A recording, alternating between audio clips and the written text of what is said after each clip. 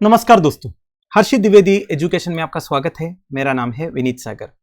Global investment bank Morgan Stanley के बारे में आपने सुना होगा। उन्होंने ये प्रेडिक्ट किया है कि अगले 4 सालों में इंडिया दुनिया की 3rd लार्जेस्ट इकोनॉमी बनेंगे after United States of America and China.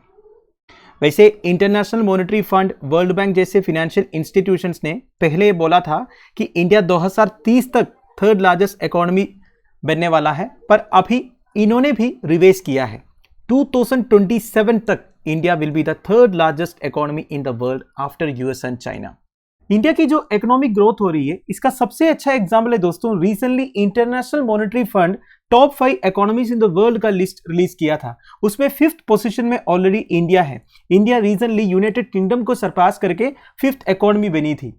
देखिए दोस्तों, 200 साल हमें रूल किया था यूनाइटेड किंगडम ने, हमें लूट लिया था। उन्हीं को केवल 75 सालों में हमने ओवरटेक किया है। खास बात यह है दोस्तों, पूरी दुनिया रशिया यूक्रेन वार की वजह से और कोविड-19 पैंडेमिक की वजह से बुरी तरह अफेक्टेड है। ऐसे टाइम पर India one of the top world economies बनके इमर्ज होके आया है। इंडिया हर साल अपनी जीडीपी में $400 बिलियन ऐड करते हैं दोस्तों। देखिए, हर साल इकोनॉमी में $400 बिलियन से ज्यादा ऐड करने वाला 2 ही इकोनॉमी है। एक है यूनाइटेड स्टेट्स ऑफ अमेरिका, दूसरा है चाइना। इंडिया की जीडीपी करंटली $3.4 ट्रिलियन है और ये डबल होने वाला है दोस्तों। एक्चुअली डबल से भी ज्यादा, $8.5 ट्रिलियन तक होने वाला है ओवर द नेक्स्ट डिकेड। मतलब अगले 10 सालों में इंडिया की इकोनॉमी $8.5 ट्रिलियन तक पहुंचेंगे। और ये कौन बोला है? Global investment bank Morgan Stanley. Now, Indian economy का जो रैपिड राइज होने वाला है, उसका कारण 4 की फैक्टर्स है दोस्तों। कौन कौन सा? Number 1 is demographics. डेमोग्राफिक्स माने हमारे जो पॉपुलेशन है। देखिए, पॉपुलेशन एक्चुअली एक इश्यू है हमारे लिए। At the same time population माने ह्यूमन रिसोर्स है। 140 करोड़ से ज्यादा हमारा पॉपुलेशन है। इसका मतलब यह है दोस्तों, हमारा डोमेस्टिक मार्केट बहुत बड़ा है। अगर हम कुछ प्रोड्यूस करेंगे, वो प्रोडक्ट बेचने के लिए हमें दूसरे कोई कंट्री में जाने की जरूरत नहीं है, क्योंकि हमारा ही बहुत बड़ा डोमेस्टिक मार्केट है। तो पॉजिटिव तरीके से देखोगे तो demographics is a key factor for our rapid growth. Second is digitalisation. Digitalisation माने, देखिए आप सबको पता है दोस्तों, आजकल जितने सिटीजन सेंट्रिक सर्विसेज है फ्रॉम गवर्नमेंट, वो सारे ऑनलाइन अवेलेबल है। ज्यादा पेपर वर्क करने की जरूरत नहीं है। ऊपर से जितने फाइनेंशियल ट्रांजैक्शंस वगैरह होता है, वो भी डिजिटली होता है। National payment corporation of India का यूनिफाइड पेमेंट इंटरफेस या फिर UPI one of the most successful transaction platform आप बोल सकते हैं। वैसे देखा जाएगा तो रिसेंटली इंटरनेशनल मॉनेटरी फंड की हेड इंडिया की तारीफ की थी। उन्होंने बोला, जिस तरह गवर्नमेंट ऑफ इंडिया ने इंडियन इकोनॉमी को डिजिटलाइज किया है, वो काफी प्रेज करती है। एक्चुअली वो तारीफ कर रही थी डीबीटी का, डायरेक्ट बेनिफिट ट्रांसफर। आप सबको पता होगा दोस्तों, गवर्नमेंट ऑफ इंडिया आजकल डायरेक्टली पैसे ट्रांसफर करते हैं फार्मर्स के अकाउंट में, सीनियर सिटीजन्स के अकाउंट में, women head of the family के अकाउंट में। ये बात आपको पता ही हो। तो ये रहा दोस्तों डिजिटलाइजेशन की बात। अगला है डीकार्बनाइजेशन। डीकार्बनाइजेशन मतलब क्या है? कार्बन एमिशंस को कम करना या फिर ग्रीन हाउस गैस एमिशंस को कम करना। इसके लिए फॉसिल फ्यूल जलाना बंद करना होगा। रिन्यूएबल एनर्जी के ऊपर ज्यादा डिपेंड होना पड़ेगा। अफोरेस्टेशन को प्रमोट करना पड़ेगा। तो ये लाइन पर इंडिया का परफॉर्मेंस या फिर कोशिश बहुत अच्छा रहा है दोस्तों। जैसे कि last year conference of parties का 26th एडिशन हुआ था। कहां पे हुआ था? स्कॉटलैंड, यूनाइटेड किंगडम में हुआ था। वैसे अभी सीओपी का 27th एडिशन चल रहा है। कहां पे चल रहा है आप मुझे कमेंट बॉक्स में बताइए।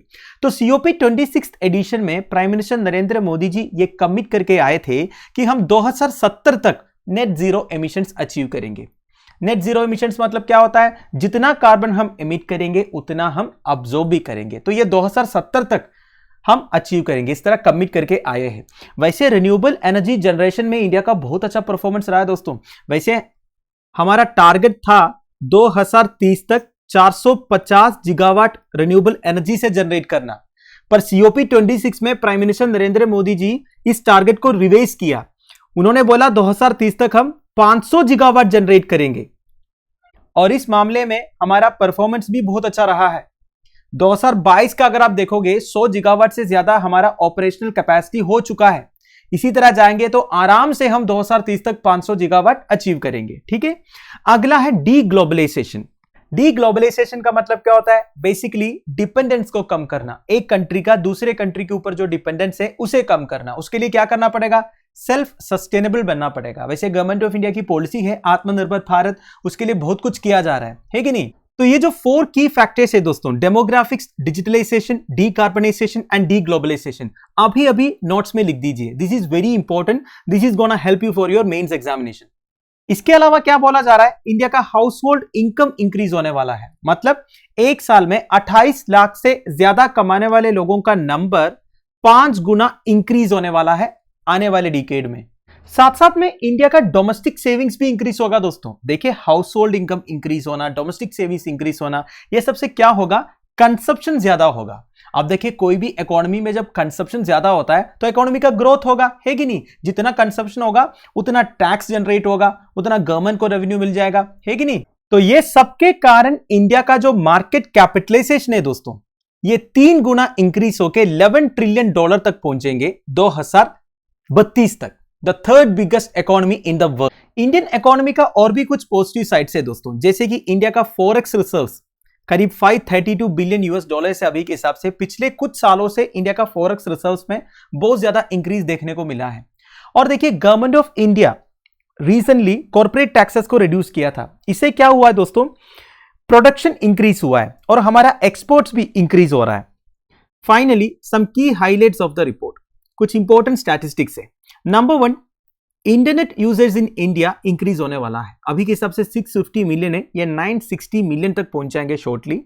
और इससे क्या होगा, ऑनलाइन शॉपर्स का जो नंबर है वो भी इंक्रीज होगा, जैसे कि ई कॉमर्स वेबसाइट्स जो यूज करते हैं, फ्लिपकार्ट, अमेजॉन, पेटीएम एक्सेट्रा। तो ये 250 मिलियन है, अभी के हिसाब से 700 मिलियन तक पहुंच जाएंगे अगले 10 साल में, ठीक है। नाउ इंडिया का per capita income will nearly double from the current $2,278 to $5,242 in 2030। Per capita income मतलब क्या होता है? देखिए, जीडीपी मतलब क्या है ये आपको पता होगा, ग्रोस डोमेस्टिक प्रोडक्ट। बेसिकली हमारे देश में production of goods and services की वजह से जितना वैल्यू ऐड हो रहा है उसे आप जीडीपी बोल सकते हैं, ठीक है। उस जीडीपी को आप टोटल पॉपुलेशन के साथ डिवाइड कीजिए, तब आपको क्या मिलेगा, पर कैपिटा इनकम मिलेगा। मतलब हमारे देश में ऑन एन एवरेज एक इंडिविजुअल एक साल में कितने पैसे कमा रहा है। अभी के हिसाब से ये काफी कम है दोस्तों, केवल $2,278 है। पर देखिए, ऐसा बोला जा रहा है ये डबल होगा, 2031 तक $5,242 होगा। अब देखिए दोस्तों, और एक बात मैं इधर आपको बताना चाहता हूं, ये जो पर कैपिटा इनकम है ना, ये हमारे जैसे कंट्रीज में कम क्यों रहता है, क्योंकि हमारा पॉपुलेशन ज्यादा है। अगर आप कुछ कंट्रीज का पर कैपिटा इनकम देखोगे, जैसे कि लग्जमबर्ग, कतर, इनका पर कैपिटा इनकम है ना $1 लाख से भी ज्यादा है। क्यों है? क्योंकि उधर का जीडीपी कंसिडरेबली अच्छा है, ऊपर से पॉपुलेशन कम है। समझ रहे हो आप? अगर कतर जैसा जीडीपी हमारा होगा तभी हमारा पर कैपिटा इनकम उतना ज्यादा नहीं होगा, क्योंकि हमारा पॉपुलेशन बहुत ज्यादा है। इसके बावजूद 2031 तक हमारा पर कैपिटा इनकम $5,242 तक पहुंचेंगे, ये बोला है। समझ गए? नाउ अगला, India's global export market share is expected to more than double at 4.5%। देखिए, ये बात मैंने आपको पहले बताया था, इंडिया से जो एक्सपोर्ट्स है वो ज्यादा हो रहा है आजकल। तो देखिए, ग्लोबल एक्सपोर्ट मार्केट में हमारा शेयर 4.5% तक पहुंचेंगे 2031 तक, ठीक है। एक वर्थ भी दिया हुआ है $1.2 ट्रिलियन, ठीक है। 1 ट्रिलियन मतलब एक के बाद 12 जीरोस है, ठीक है। तो आप समझ सकते हो 1.2 ट्रिलियन मतलब कितना बड़ा अमाउंट है, ठीक है। उतना वर्थ होगा हमारा जो एक्सपोर्ट है। Next is India share of manufacturing is expected to increase to 21% of GDP by 2031। 2031 तक मैन्युफैक्चरिंग सेक्टर का जो कंट्रीब्यूशन है हमारी जीडीपी में वो 21% तक होने वाला है। देखिए, गवर्नमेंट ऑफ इंडिया की तरफ से एमएसएमईज को सपोर्ट करने के लिए काफी सारे स्कीम्स लॉन्च हुआ था, ठीक है। ऊपर से आपको प्रोडक्शन लिंक्ड इंसेंटिव स्कीम के बारे में पता होगा, प्रोडक्शन के साथ साथ इंसेंटिव प्रोवाइड करते हैं कंपनीज को, उस वजह से प्रोडक्शन ज्यादा होगा।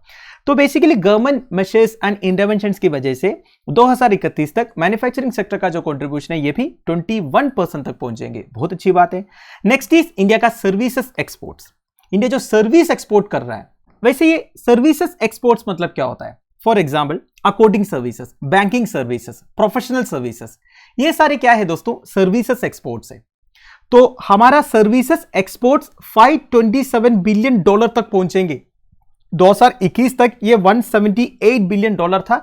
ये भी देखिए करीब ट्रिपल होने वाला है। अगला है ई कॉमर्स पेनिट्रेशन, ये भी डबल होगा, 6.5% है अभी के हिसाब से, 2031 तक 12.3% होगा। ई कॉमर्स मतलब जो ऑनलाइन बिजनेसेस वगैरह होता है, ठीक है, या फिर ऑनलाइन परचेज वगैरह जो होता है, ये सब आप ई कॉमर्स बोल सकते हैं।